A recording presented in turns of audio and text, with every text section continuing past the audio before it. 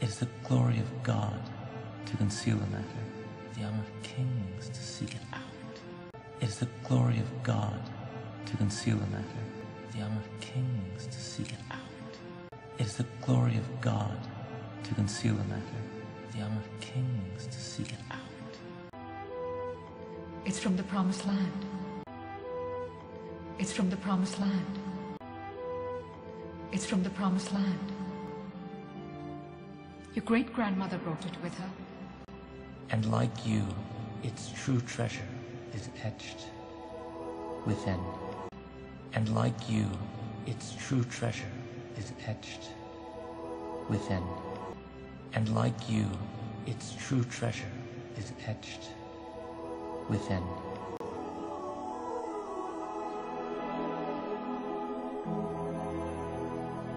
Reconsider my proposition. There is much need for leadership in Jerusalem. Reconsider my proposition. There is much need for leadership in Jerusalem. Reconsider my proposition. There is much need for leadership in Jerusalem. More stew, my lord. I don't suppose that in your entire caravan you have a cook one half as good as our Rebecca. Here you are but a poor palace scribe, one who passes as a Persian at that. Here you are but a poor palace scribe, one who passes as a Persian at that. Here you are but a poor palace scribe, one who passes as a Persian at that. Are you a Jew, or have you become a Gentile? Are you a Jew, or have you become a Gentile? Are you a Jew, or have you become a Gentile? Are you a Jew, or have you become a Gentile? Are you a Jew, or have you become a Gentile? Alright, first off, I'd like to say all praises to Yahweh, Shemai and Shai, to banners to the apostles of Great Stone, and shalom to the brothers in the highways and byways preaching this word in all sincerity and truth. This is the brother Iron from JMS Jamaica Camp, JBS Intellect once more. And basically, the clip we said at the beginning of the video was a clip from the movie Esther. Now, that just go for sure, say, even in the Bible movies here, Esau know the truth, right?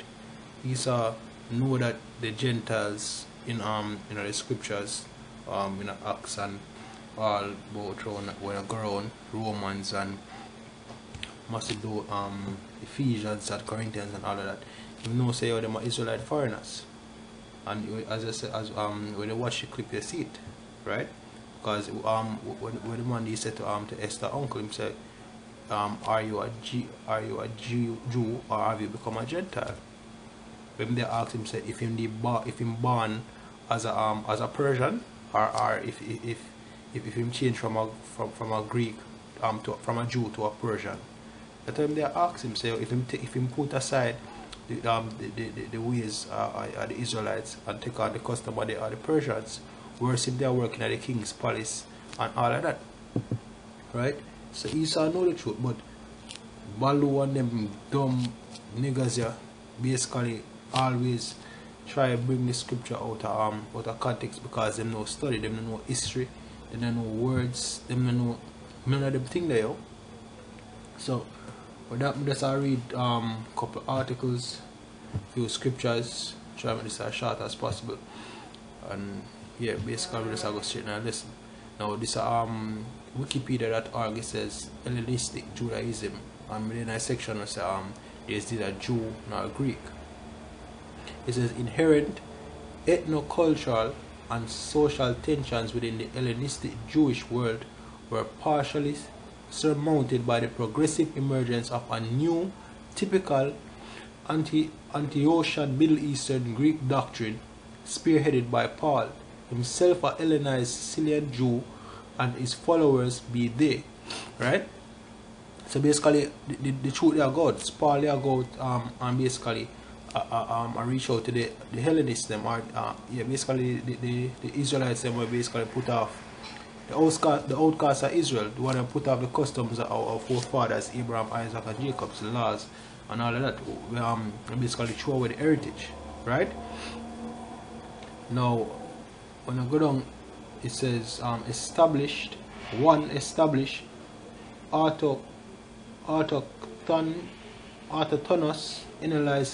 Hellenized Sicilian Western Syrian Jews, basically Sicilian Jews, which Paul are one of them, themselves descendants of Babylonian Jewish migrants who had adopted early on the various elements of Greek culture and civilization while retaining a general conservative, strict attachment to halakha.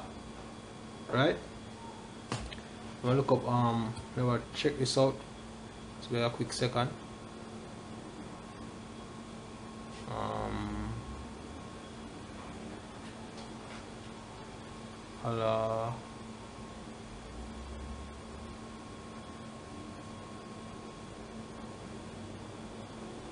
Basically I say Jewish law, but we know that half. So I'll check that out in a later video. So basically yeah, Paul basically go to the Gentiles. Now the second one said heathen, classical Greeks, Greco-Macedonians or Greco-Syrian Gentiles, which we are going to the word Gentiles in another video here. So we say Greco-Syrian and descendants of Greek and all of that. We don't know say all that come from basically Israelite foreigners. We do well in a sections of the world or in the region where the Greeks them conquer. Right? It says the the local autochthonous descendants of Greek or Greco-Syrian converts to mainstream Judaism known as proselytes, and in a bracket them of Greek-speaking Jews born of mixed marriages. Note the most of the commandments say we don't take on heathen women and all them things because we can move to them customs and start serve them gods. What mean at the time of Antiochus Epiphanes? What mean at the time of all our captivities? What mean at the time of when I think at the second Ptolemy they built the Library of Alexandria, when he basically called the 70 scribes we know the law and all of that for basically write down the history. And then if you look up the history of that, them tell us they have a huge influx of Jews basically move going to Egypt in them time there. And one of the reasons why they want to turn the bring the scriptures or the Old Testament in a Greek language because they have a whole heap of Jews or a whole heap of people they are living in Egypt at the time, but they want access to the laws and all of that. So with that we'll go down to our next section of the article. It says decline of Hellenista and partial conversion to Christianity. It says the reason for the decline of Hellenistic Judaism are obscure. It may be that it was marginalized by absorbed into or became early Christianity. You know, some of the information here are off, so you have to know the meat from the bones, right? So see the gospel according to the Hebrews. The Epistle of Paul and the Acts of the Apostles report that after his initial focus on the conversion of Hellenized Jews, so here who Paul go to Hellenized Jews. So the whole point I'm conquest of go to Hellenized Jews. Over all I place them when write the Corinthians, the Ephesians, Philippians, all them people when write to the Romans, right? Them they are Hellenized Jews. And also in a chapter 2 of Acts it tells us say Jews devote men out from all nations under heaven in this some places, but we'll go back to the scripture in a while. But let's continue this. It says after his initial focus on the conversion of Hellenized Jews across Anatolia, Macedonia, Thrace and northern Syria without criticizing their laws and traditions, Paul of Tarsus eventually preferred to evangelize communities of Greek and Macedonian proselytes. Now up further we read what the proselytes, it tells us Greek speaking Jews were them basically spawned from mixed marriages. Right? Now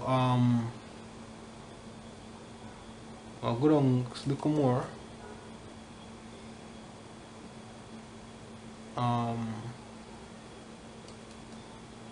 Yeah, it says the opening verse of Acts 6 points out the problematic cultural divisions between Hellenized Jews and Amharic speaking Israelites in Jerusalem, a disunion that reverberated within the emerging Christian community itself, right? So basically you have you can really say you have three types of Jews when you really look on it. You have them what they are dwelling in the land. You have a set where basically will come back to the land, but then they speak Greek, but then basically basically start living back in Jerusalem. And you have the Gentiles, where basically the Israelite foreigners were scattered all throughout the world, where basically never they keep the custom and them thing there. The one where Paul spread out to, right? It says it speaks of Hellenists and Hebrews. The existence of these two distinct groups characterized the earliest Christian community in Jerusalem. The Hebrews were Jewish Christians who spoke almost exclusively Aramaic, and the Hellenists were also Jewish Christians whose mother tongue was Greek.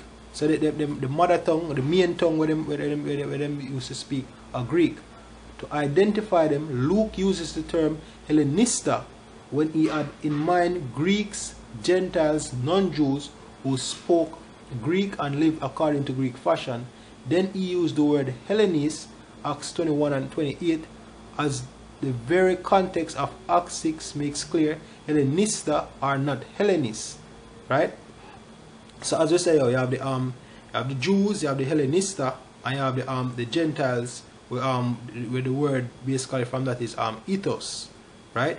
Or well going to the word Gentile now, right? So the Jews them where they live in Jerusalem where they speak Greek, them the Aramaic Jews them look down upon. If you read Acts 6 and 1, you basically get all of the information right there, right?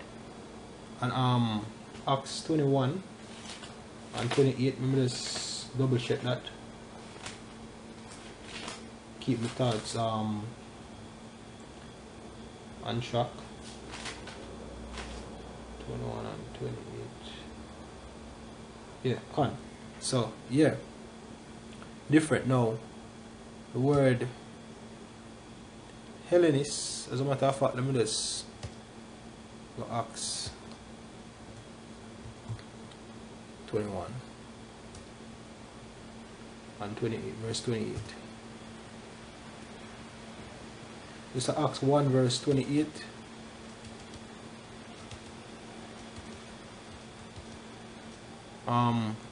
Crying out, men of Israel, help. This is the man that teacheth all men everywhere against the people and the law, against the people and the law and this place, and further brought Greeks also into the temple and had polluted the holy place. Right? So we look up the word Greek there. I just want to make sure I say everything when I say on point or wrong tools. It's just some simple thing about them when I just cause them understand certain things, them just draw out something. So yeah, the word there is Helen, right? And basically it says in a wider sense, it says a Greek either by nationality, whether a native of the mainland or the Greek island colonies. In a wider sense, the name embraced all nations, not Jews, that made their language, custom, and learning of Greeks their own. The primary reference is to a difference of religion and worship. Now, if you understand what they take place back then, the like as we said, BLB have some bones. You know, feel like every nation outside the nation of Israel can basically come in. You have to know, say, are the one them the colonized ones, right? The one them will start adopt the customs and all of that. So going back to the word going to the word Gentile now, right? Because in the video at the front it asks, say, if you become a Gentile, if you're a Jew or become a Gentile. In it says in Saint Jerome's Latin version of the Bible, the Vulgate, genitilis was used in this wider sense, along gentis, to translate Greek and Hebrew words with similar meanings when the text referred to non-Hebrew peoples. The most important of such Hebrew word was Goyim, right? So basically, Saint Jerome would have translated the word Goyim as either genitilis or gentis, right? A term with the broad meaning of peoples or nations, which was sometimes used to refer to Israelites, right? So even the word Gentile in itself is a broad term. It does mean people or nation, right? But I'll get some more understanding. We'll keep going. It says, but most commonly as generic label for peoples. Strong Concordance defines Goai as nation people, usually of non-Hebrew people, or descendants of Abraham, or of Israel, or of swarm of locusts, or other animals. So even Goyim can be also applied to animals. So you tell us the one word applied to nation, people, and usually non-Hebrew people, or it can be used of descendants of Abraham, or of Israel, or of swarm of locusts and other animals, right? So the one word of a broad prospect. So you knowing the historical information or background of the whole situation and the time period, there's no way you can say is a inclusion of foreigners, yo. But as you say, them money unlearned. That's why the BLB tripped them up, right? And that's why when Nate speak him shit about the BLB, enough of them gravitate to it and feel say, yo, we might talk right. But them inadequate, yo.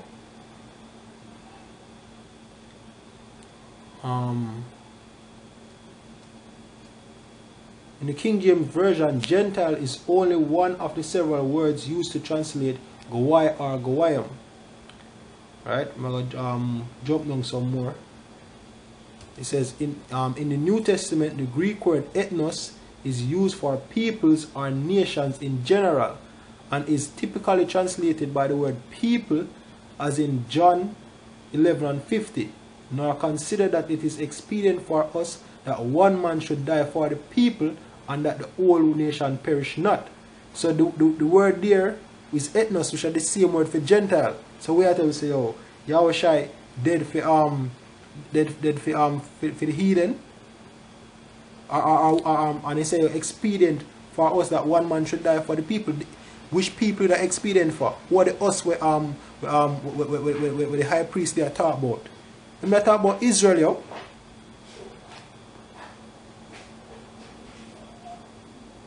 So yeah, we'll go down, right? It says so the translation Gentiles is used in some instances, as in Matthew 10:5-6, to indicate non-Israelite peoples. These 12 Yahushua sent forth and commanded them, saying, go not in the way of the Gentiles, and into any city of the Samaritans enter ye not, but go rather to the lost sheep of the house of Israel. Which are the same word we use as people, same word we use as nation, same word we use as Gentile, are the same ethnos in another word. So in one instance I see he used for refer to Israel, in the next instance I see he used for refer to the heathen. You have a next instance where you refer to animals. So you have to understand the whole context of how you read and know the historical background. That's why you have to study out and stop talk shit. So when I watch a video that would need you, just vex. Because to all of them bring up about the BLB just way off, and the people just eat it up, and just the people stupid, yo. But this is only for the elect, only who can receive it, yo. So with that, I think that I upon that. I'm going to read two scriptures. This is Luke 21 and 24. It says, all they shall fall by the edge of the sword, and shall be led away captive into all nations, and Jerusalem shall be trodden down of the Gentiles, until the times of the Gentiles be fulfilled. Now, the word nations there are the same word translated as Gentiles in the two cases. So that would have how would that break down? Right? Yes, we'll get led away captive in all nations, so the four corners of the earth, pursuant to Deuteronomy, the book of Deuteronomy, right? And we will get trodden down by the of the Gentiles, meaning by the other nations that might bring we down, and basically till the time of the Gentiles be fulfilled, till the time I will gather in you. Luke 24 verse 47, and repentance and remission of sin should be preached in his name, his being Yahushai, in his name, Nate, among all nations. Same word for Gentiles, beginning at Jerusalem. Now in all nations to who? The scattered people, the elect. Them are the all nations that talk about. You see them are gathered away from the four corners of the earth. Them are gathered from the nations which him scatter away. Yo. Simple milk scriptures, yo, simple milk breakdown. And that just go for show say yo, Cornelius I never want one Edomite. Him just there one Sicilian Jew, as we read in the article, just like Paul. Cause him come from Rome. So and for help back that up, it's a Acts. We'll go back to the book of Acts. Acts 2. I'm gonna start at verse 1 because in the same scripture, in the same video, them the Esther uncle they dwell in a Persia. And they have a Israelite community in a Persia just the same. Right? So more ask them is if you have somebody where the people will never go back. Let's say for example descendants of Esther uncle still live in a Persia, right? And how much they never move, how much in years down the line forward to today now. You have one of them people where them features, them physical features basically thin out and water down, they're not like sharp again. No, not like that. Because them come from the tribe of Benjamin. Them take a flight or them somehow migrate to America. And them hears the brother them on the word and on the road that speak the word. They tell me say, yo, we're supposed to cast him out, him and one Israelite. But one of the stupid yo. This is Acts 2. No matter of fact, I just go verse 5. It says, and there were dwelling at Jerusalem devout men out of every nation under heaven. Now when this was noised abroad, the multitude came together and were confounded, because that every man heard them speak in his own language, and they were all amazed and marveled, saying one to another, behold, are not all these which speak Galileans? And how hear we every man in our own tongue when we were born? Parthians and Medes and Elamites and the dwellers of Mesopotamia, and in Judea and Cappadocia and in Pontus and Asia, Phrygia, Pamphylia, in Egypt and in parts of Libya, about Cyrene, and strangers of Rome, Jews, proselytes, Cretes, Arabians, we do hear them speak in our own tongues, in our tongues, the wonderful works of God. See? So that there are people from all about you, and them you can't tell me them come up for Jerusalem for the Passover, right? Or basically they did in the time of Pentecost. They think they now go back home to the Ethiopian eunuch. In the book of Second Maccabees, the author basically write to Israelites where they are dwelling in Egypt. If you read the first paragraph, it tells us that them in their right to, right?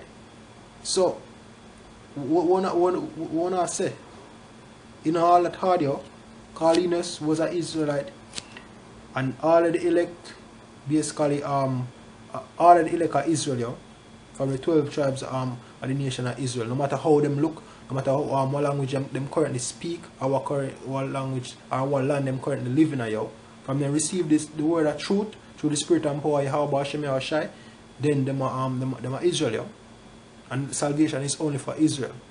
So with that, we like to say all praises to Yahweh Hashem Yahushai, love and to the apostles of Great Bill Stone, and shalom to the brothers in the highways and byways in this work in all sincerity and truth. Hope we are edified. Shalom.